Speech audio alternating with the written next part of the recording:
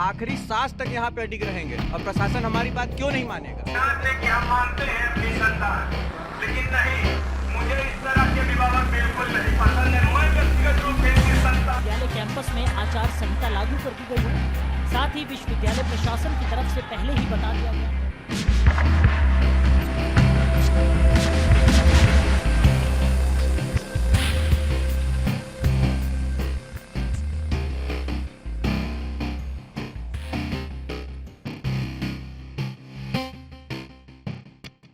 किसी शायर ने एक बहुत संजीदा शेर लिखा है कि दरिया हो या पहाड़ टकराना चाहिए, दरिया हो या पहाड़ टकराना चाहिए, जब तक ना टूटे सांस जिए जाना चाहिए। ये शेर जिस व्यक्ति के लिए लिखा गया, आज हम आपको उस व्यक्ति से मिलवाने वाले हैं। एक आदर्श छात्र।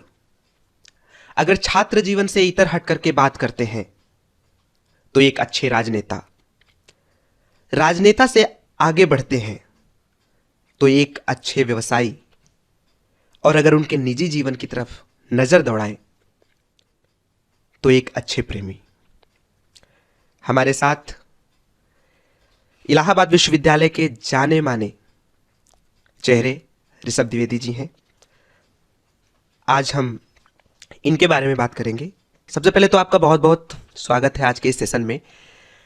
शुरुआत यहीं से करते हैं कि जब आप अपनी जन्मभूमि को छोड़कर कर्मभूमि प्रयागराज की ओर आए, तो सबसे पहले आप ये बताइएगा आपका यहाँ का छात्र जीवन कैसा रहा शुरुआती दौर में? शुरुआती दौर में जब हम यहाँ आए तो बीए प्रथम वर्ष का मैं छात्र था। जिस दिन मैं यहाँ उतरा उस दिन मेरी जेब में, मुझे अच्छे से याद है, 1670 रुपये थे। 1670। उस समय 70 रुपये ऊपर की जेब में थे और 1600 रुपये मेरे पर्स में थे पीछे। मुझे पता नहीं था कि बैंक रोड कहाँ है, तो मनमोहन से बैंक रोड लाने के लिए एक टैक्सी मैंने हायर की। वो मुझे लेके आया, मैं पहले पीछे बैठा हुआ था। उसने कहा कि आगे आ जाइए। मैं आगे बैठा, बीच में दो लोग थे। मुझे पता नहीं था, मैं नया छात्र, गांव से निकला हुआ 12th क्लास का। क्योंकि मैं पढ़ने में तेज था, होशियार था, लेकिन इन सारी चीज़ों से अज्ञात था। जब मैं वहाँ आया तो मेरी पर्स उसने निकाल ली। टैक्सी वाले ने पर्स निकाल ली। गियर की तरफ पाँव करने के लिए उसने कहा और मैंने कर भी दिया। मुझे पता नहीं था, उसी में उसने पर्स मेरी निकाल ली। तो जब मैं वहाँ से, भूख लगी हुई थी मुझे, तो मैंने कहा पहले पूड़ी सब्जी खा लें। तो गांव के लड़के के लिए 30 रुपये में पूड़ी, 20 रुपये में पूड़ी सब्जी में पनीर मिलना गांव के लड़के के लिए, देहात के लिए अच्छी बात है, बड़ी बात है। वहाँ पहुँचा, मैंने खाया। खाने के बाद जब मैं निकल रहा तो वहाँ से पेमेंट करना हुआ, तो मैंने पर्स निकाला। पर्स हो तो निकले। मैं दौड़ने लगा, रोने लगा। रोते हुए मैं आया, खोजा हमने, चीज़ें मिली नहीं, पर्स। फिर किसी तरह हिम्मत करके कि क्या होना है, कैसे होना है। वहाँ पे कोई सीनियर था, उसने कहा प्रवेश भवन चले जाओ, देखो क्या होता है। मैं गया प्रवेश भवन, तो वहाँ पे तमाम भीड़ लगी हुई थी और पहला दिन ही एडमिशन का था। मार्क्स मेरे अच्छे थे, 147.5 नंबर था मेरा। उस समय बढ़िया नंबर में गिना जाता था, आज भी वो बढ़िया है। मुझे छात्रावास मिल गया था पहली क्लास में, तो वो बढ़िया है।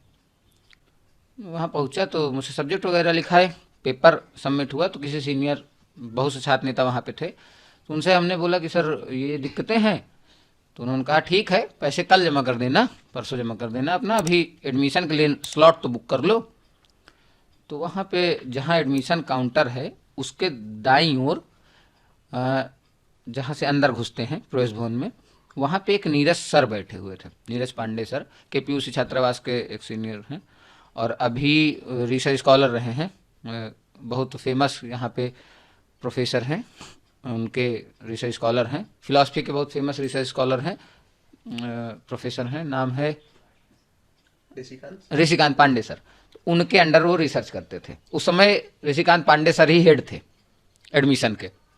तो क्या हुआ कि उनसे हमने बताया रोते हुए, तो उन्होंने कहा ठीक है, पैसा मैं जमा किए दे रहा हूँ और तुम जो है अपना। ऋषिकांत पांडे सर नहीं, नीरज पांडे सर जो रिसर्च स्कॉलर थे उनके। तो उन्होंने कहा पैसे मैं जमा करके दे रहा हूँ और तुम अपना डॉक्यूमेंट जमा कर लो, 2 दिन बाद जब तुम आना पैसे लेकर के, तो जो फी रिसिप्ट मिलती है, बिना उसके कोई कार्य हो नहीं सकता, फी रिसिप्ट मुझसे ले जाना। तब तक मैं रिस्क ले रहा हूँ। उन्होंने मेरा 1024 रुपये फीस थी, उसको उन्होंने जमा किया। एक आध कोई कांटेक्ट था, मैंने वहाँ फ़ोन किया, क्योंकि मुझे दिल्ली भी उसी दिन जाना था। दिल्ली में बीए ऑनर्स होता है, ऑनर्स का एग्ज़ाम था मेरा ऑनलाइन का, वहाँ जाना था। तो मैं वहाँ गया, दिल्ली पहुँचे, किसी तरीके दौड़ते भागते कूदते फांदते, क्योंकि शाम हो गई थी यहाँ से निकलने में। तो वहाँ नोएडा में ही मुझे उतार दिया। फिर नोएडा से लोकल किसी तरीके गया मैं, हाँ, एग्ज़ाम दिए, वापस आए।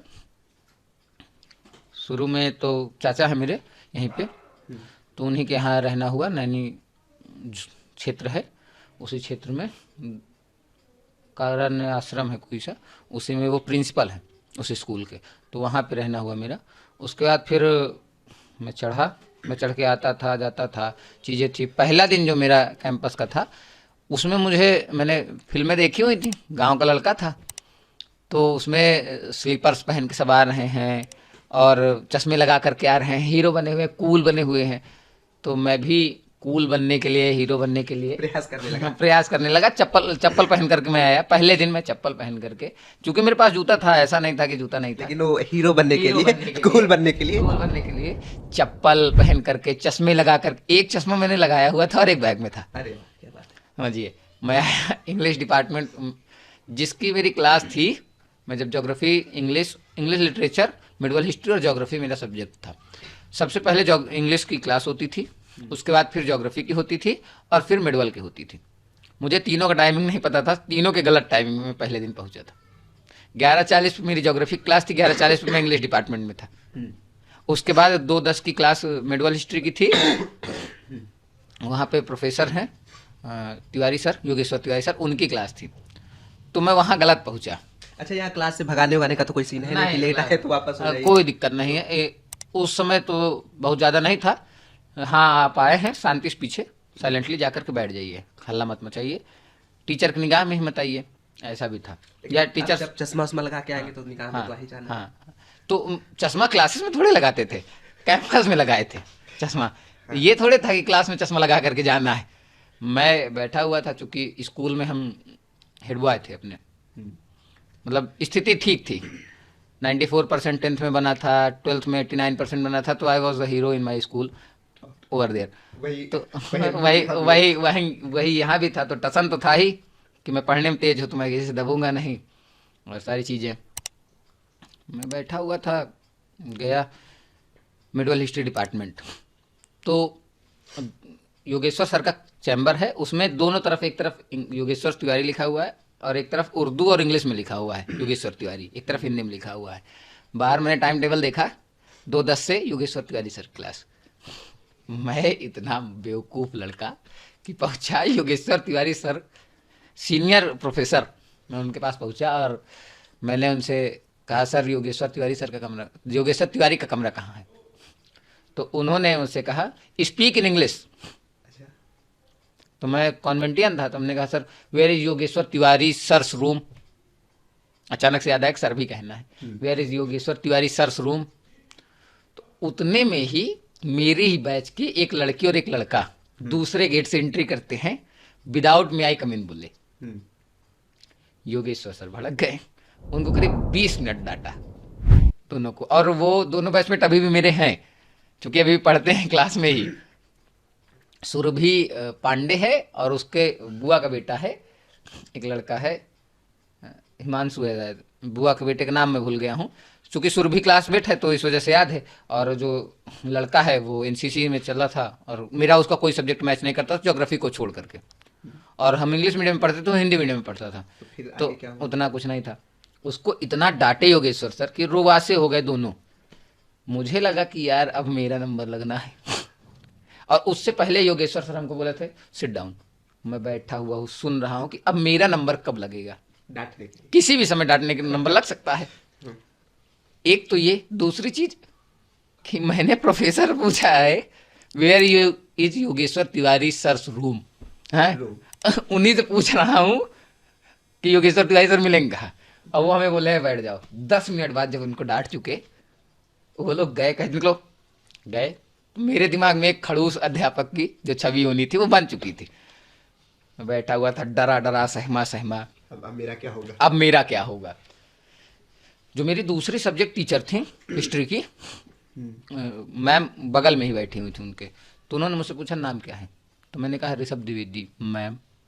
तो उन्होंने कहा कि नाम तो ठीक है, क्या क्या सब्जेक्ट है, काम कुछ ठीक नहीं लग रहा है, काम सब्जेक्ट क्या क्या है। तो योगेश्वर सर कह रहे हैं, चूँकि वो इंग्लिश से बहुत हार्वर्ड से पढ़े हुए हैं शायद, तो उन्होंने कहा then mister Dwivedi what is your timing of class, what is your class timing. मैंने कहा sir 2:10। Dear it means you are late, you are 10 minutes late, you are having a class of medieval history, go and have a class. मैं उठा जैसे उन्होंने कहा sit down, I am your professor, I am here and today's class is suspended for some reasons because there are few students who get over there, that's why. तो English वो इतनी तेज बोलते हैं, चूंकि मैं 12th तक पढ़ा हुआ था इंग्लिश और मेरे 99 मार्क्स थे 12th में इंग्लिश में, फिर भी इतना तेज वो बोलते थे कि फ्लो से बाहर चली जाए चीज़ें। मैं पहुंचा, बैठा हुआ था उनके पास, पढ़ाया उन्होंने, किताबें उन्होंने रिकमेंड की, चीज़ें आगे बढ़ती गई। चलिए, ये तो शुरुआत रही आपके इलाहाबाद विश्वविद्यालय परिसर प्रवेश की। इसके बाद जैसा कि हमने देखा, और हमने क्या पूरे इलाहाबाद विश्वविद्यालय ने देखा, और कि राजनीति में आपने कदम रखा, और कदम ही नहीं रखा, बहुत सारे लोग हैं तो बहुत समय तक नारा ही लगाते रहते हैं, लेकिन मैंने देखा उन सब चीज़ों से आगे आ करके स्वयं एक प्रत्याशी के रूप में आना, चुनाव लड़ना, ये सब कुछ हुआ। तो इसकी क्या कहानी थी? आप प्रवेश भवन से प्रोफेसर्स के कक्ष तक पहुंच गए, कक्षाएं लेने लगे, सब कुछ ठीक है, लेकिन ये राजनीति का मोड़ कहाँ से आया? राजनीति का मोड़ यहाँ से आया कि क्लासेस कम चलती थी, तो एक विरोध का पुट जो है वो बचपन से रहा है मेरे अंदर, या वो कह लीजिए कि कौशाम्बी की ऐसी धरती रही है, या फिर संकटों का दौर रहा है, जिससे थोड़ा सा ये रहा कि professors are the materials who take class only, they do not do politics और they do not do anything else, they are only professors, his work is to take class and my work is to take class। तो classes वो लेते नहीं थे, मैं जाता था classes में, टीचर्स नहीं आए 2 दिन 4 दिन 6 दिन, फिर जैसा स्कूल में होता था कि जाइए प्रिंसिपल से बताइए, तो यहाँ तो पता चला कि HOD से बताइए। मैं गया HOD से बताया, तो HOD ने सर ने कहा कि write a letter, English department के थे, मैंने उनको लेटर लिखा, क्लासेस शुरू हो गई। फिर हमारे एक प्रोफेसर हैं, इंग्लैंड से पढ़े हुए हैं, तो उनमें सिगरेट पीते थे, वो बहुत ज़्यादा सिगरेट पीते थे, और सिगरेट ऐसे पाँव चढ़ा करके पीते थे, टेबल पर बैठे रहते थे और पाँव चढ़ाते थे। तो उनका विरोध किए हम कि ऐसे कैसे कर रहे हैं, नहीं कर सकते हैं सारी चीज़ें हैं। HOD को हमने पत्र लिखा कि सर ये गलत कर रहे हैं, तो उन्होंने प्रोफेसर को चूँकि पता चल गया, 60-65 साल के प्रोफेसर थे, उनको पता चल गया, उन्होंने चटर्जी सर हैं, चटर्जी बनर्जी हैं, बंगाल के हैं, तो मुखर्जी सर, तो उन्होंने कहा कि तुम एग्ज़ाम में आओ, तुमको देख लूँगा। अब मैं गांव से निकला हुआ व्यक्ति, कोई बोले मुझसे तुम एग्ज़ाम में आओ देख लूँगा, तो वो थोड़ा सा ऑकवर्ड लगा मुझे। मैंने फिर HOD से कहा, फिर उन्होंने कहा तुमको देखना ही पड़ेगा। दिमाग खराब हो गया। और जो बच्चे थे, चूँकि यहाँ मैं आया तो मैंने देखा कि नारे लग रहे हैं, फलाने भैया जिंदाबाद, ढिकाने भैया जिंदाबाद हैं, और राजनीति में मुझे लाने का श्रेय मृत्युंजय राव परमार को जाता है एक तरीके से। कैसे ये कि मृत्युंजय भैया से मैं जब पहली बार मिला तो डिपार्टमेंट में वो आए, वो उन्होंने मुझसे पहला शब्द उनका ये था, वेलकम टू यूनिवर्सिटी, और कोई भी दिक्कत होगी बताना। हाथ मिलाए, नाम पूछे, ठीक है। दूसरे दिन फिर वो मिले, फिर वही प्रक्रिया, फिर मैंने उनको नाम बताया, सारी चीज़ें पूछी, चले गए। तीसरे दिन फिर मिले, फिर वही प्रक्रिया, चलिए कुछ नहीं। चौथे दिन मैं लाइब्रेरी गेट पे निराला है, निराला के पास में बैठा हुआ था, किसी बात को लेकर के नाराज था मैं, किसी एक चीज़ को लेकर के। तो डॉक्यूमेंट ही लाने थे, शायद कुछ डॉक्यूमेंट लाने थे, इंग्लिश डिपार्टमेंट, हॉस्टल का फॉर्म भरना था, हॉस्टल के फॉर्म के लिए कुछ डॉक्यूमेंट लाने थे। मैं वहाँ बैठा, नाराज बैठा हुआ हूँ, तो आए वो, फिर वही चीज़ें। मतलब अगर अगला आदमी 4 बार पूछ चुका है कुछ रीजन होगा। 4 बार पूछ चुका, उसको मेरा नाम याद नहीं हुआ है अभी तक, और 4 बार मैं बता चुका हूँ, लगातार बता चुका। तो मैंने उनसे वहीं कह दिया कि आप 4 दिन से मुझसे एक ही बात पूछ रहे हैं, अगर आप अभी आप जीते नहीं है तो ये हाल है, आप अगर जीत गए कहीं तब तो चिन्मय नहीं करेंगे किसी छात्र को, आपको वोटे नहीं दूंगा, आप बेकार प्रत्याशी हैं। सामने तो उन्होंने स्माइल दी और बोले ठीक है, अगली बार से याद रखेंगे क्या नाम है, ऋषभ द्विवेदी। नंबर लिया, उनका नंबर आज भी मुझे याद है, 9936101811 वो नंबर था। उन्होंने नंबर लिया मेरा, नंबर ले करके चले वो आगे। तो पीछे से एक भाई साहब इंग्लिश MA के थे, उन्होंने कहा क्या नाम है बाबू? तो हमने कहा सर, मुझे तो लगा कि हड़काने आए हैं, 7-8 लोग थे, थोड़ा शरीर थी, मैं दुबला पतला था, मुझे लगा हड़काने आए हैं। तो मैंने कहा लड़ाई होगी देखा जाएगा। तो उन्होंने बड़े प्यार से कहा क्या नाम है बाबू? तो हमने कहा ऋषभ नाम है।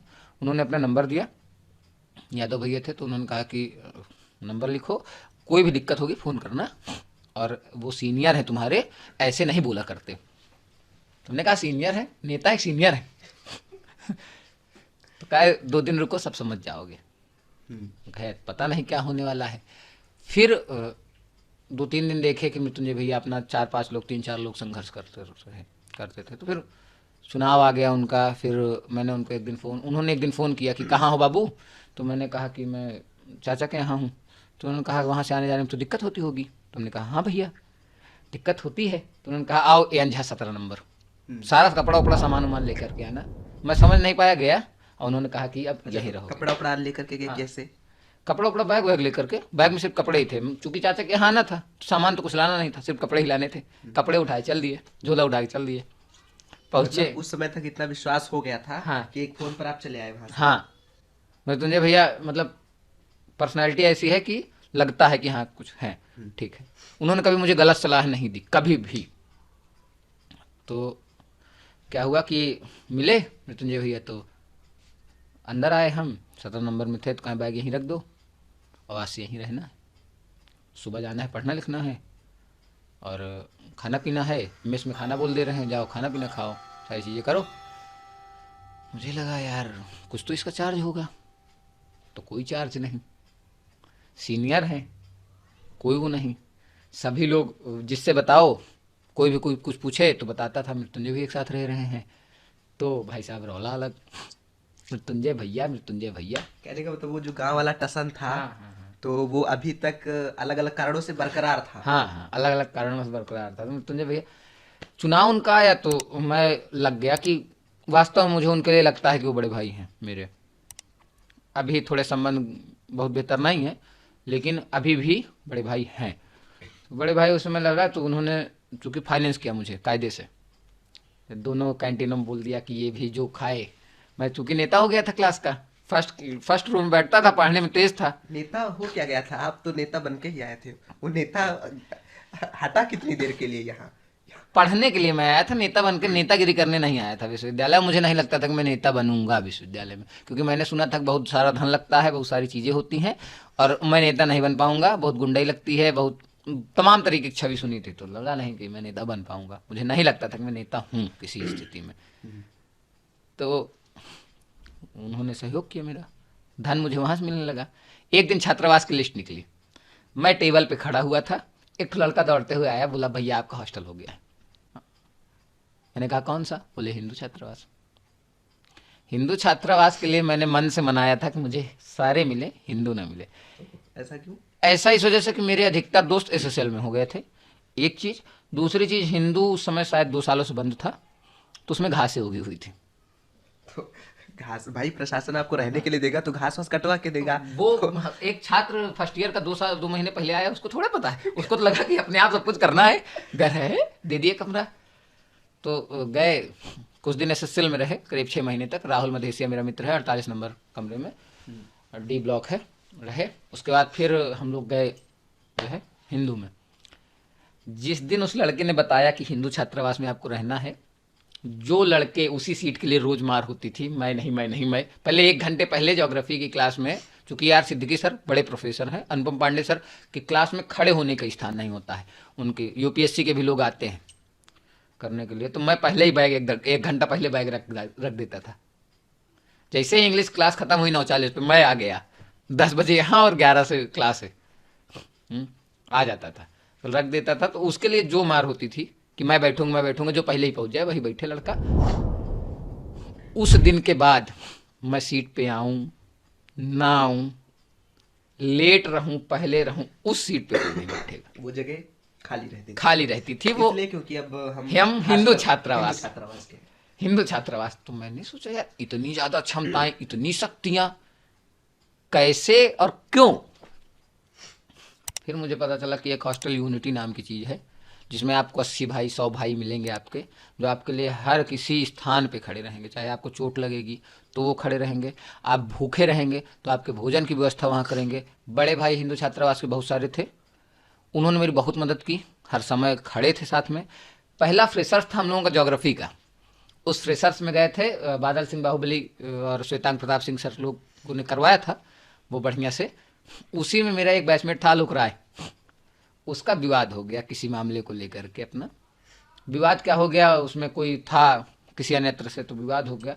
उसी के बाद फिर मैं नेता हो गया। जो अभी लॉ ऑफिसर हैं यूनिवर्सिटी के, उन्होंने कहा था कि नाउ यू आर अनस्टॉपेबल, क्योंकि अब तुम्हारी लड़ाई हो गई है, अब तुमको कोई रोक नहीं सकता है। इसके बाद आप जब चुनाव में आए, चुनाव लड़ा आपने, तो उस समय की कुछ खास बातें अगर हों तो आप बताइए कि उस समय समर्थन में तो खैर आपने बताया कि बहुत सारे लोग रीढ़ की हड्डी बन करके साथ में रहे, और लेकिन कहते हैं ना कि जब हम किसी चीज़ को प्राप्त करने के लिए समाज में उतरते हैं तो हाथ पकड़ के आगे बढ़ाने वाले लोगों की अपेक्षा खींचने वाले लोग ज़्यादा होते हैं।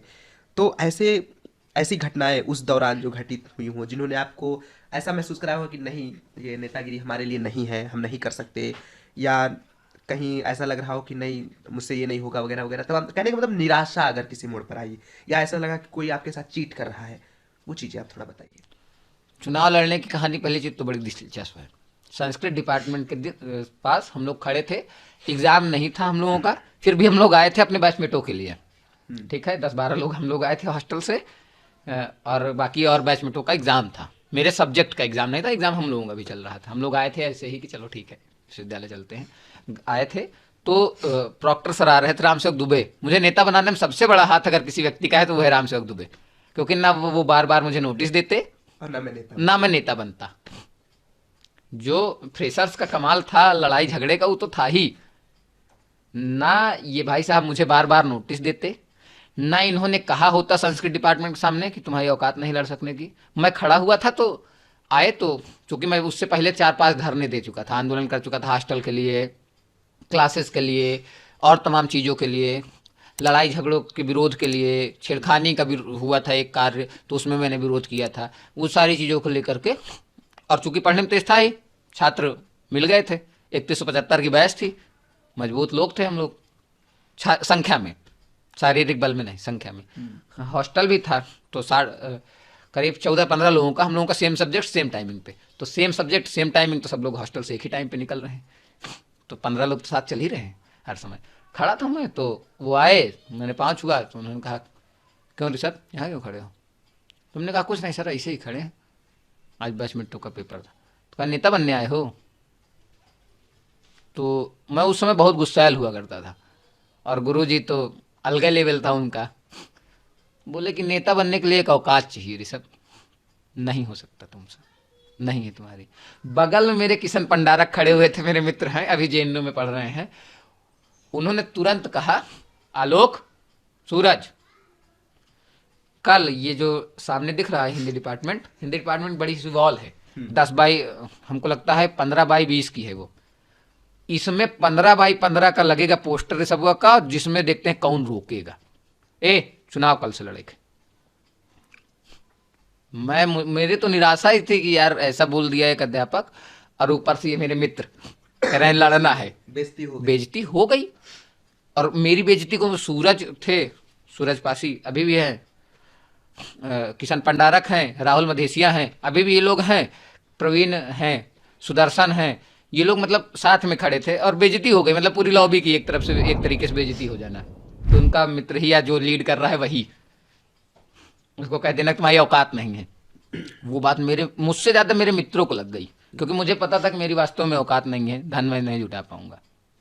लेकिन मेरे मित्र जो है अड़ गए तो अड़ गए। शाम को गए चौक, वहां से बनवाया पोस्टर, विजिटिंग कार्ड ला करके पोस्टर साट दिए, सब लगाना शुरू।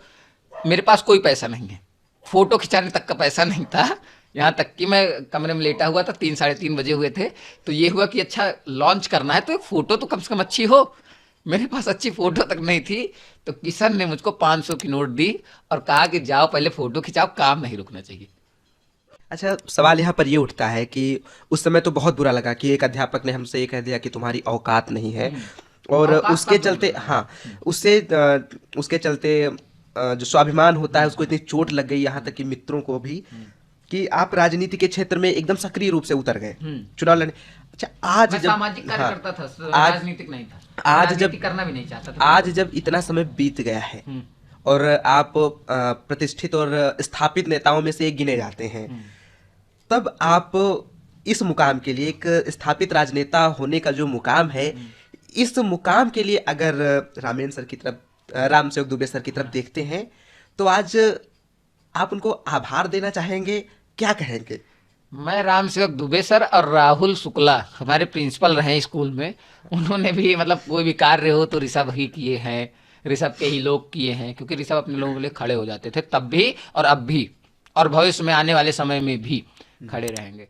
तो मेरे लोग जो है, इनको आभार मुझे लगता है कि देना चाहिए कि अगर इन्होंने मुझे, ये वो पत्थर रहे जिसने नदी को रास्ता दिखाया, तो इसके लिए ये वो ठोकर रहे जिन्होंने बताया कि किस रास्ते में चलना है। अगर वो नहीं हुआ होता तो शायद मैं नेता नहीं बनता, मैं या तो पढ़ता लिखता, कहीं किसी छोटी जॉब में होता, क्योंकि मुझे नहीं लगता कि मैं कोचिंग की फीस हैंडल कर पाता। और 5 सालों में मतलब मैं किसी सर्वेंट टाइप की चीज़ों में होता, गवर्नमेंट जॉब टाइप की चीज़ों में होता। आज मेरे पास बिजनेस नहीं होता, मैं नेता तो नहीं ही होता, बिल्कुल नहीं होता। अगर वो नहीं कहे होते तुम्हारी औकात नहीं है, तो मैं बिल्कुल ही नेता नहीं होता। और उनके साथ साथ मेरे जो मित्र हैं, जो एकदम टाइट हो खड़े हो गए कि अरे नहीं तुम्हारी औकात है, अब रामसेवक सर, इसको चुनाव लड़ने से कोई नहीं रोक सकता। बाकी अगर जीते हारे, 2 वोट पाए, 200 वोट पाए, 2000 वोट पाए, कोई मतलब नहीं।